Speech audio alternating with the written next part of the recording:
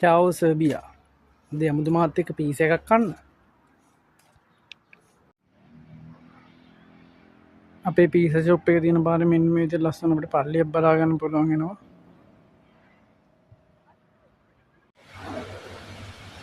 මේ තියෙන අපේ පිස ශොප් එක. ඔය පිස ශොප් එක නම තමයි ගල්ලා පිස ශොප්.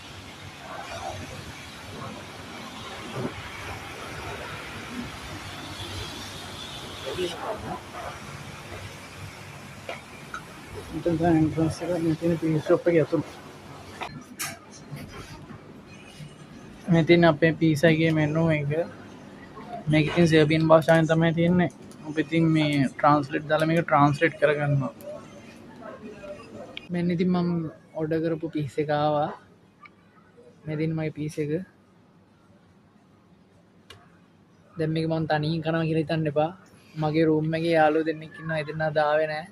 දැන් ඒ දෙන්නා නැති එක මම දැන් මේක රැපින් කරගෙන අනා යන්න ඕනේ. අපි නම් කාලා බලමු මේ තත්ත්වය කොහොමද කියලා. මේ පීස් එක හැදෙන්නේ මේ දරපෝට්නුවක. මම ඒ ෂොප් එකෙන් ඇහුවා මේ මට වීඩියෝ කරන්න පුළුවන්ද කියලා. ඒකෝ සාමාන්‍යයෙන් සර්බියන් කට්ටිය ගොඩක් වීඩියෝස් වලට එන්න කැමති නැහැ. ඒගොල්ලෝ ඉතින් බෑ කියලා කිව්වා. ඉතින් මට ඒක වීඩියෝ එක ගන්න බැරි වුණා. මෙතන මේ දරපෝට්නුව ඉඳන් පීස් එකක් තියෙන්නේ.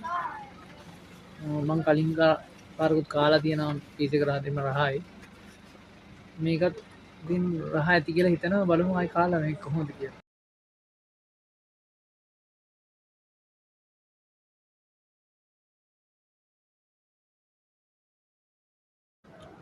ඇතරම් මේ පිස එක මට ටේස්ට ඇතින්නේ ඇතම රහයි මේ පිස එක.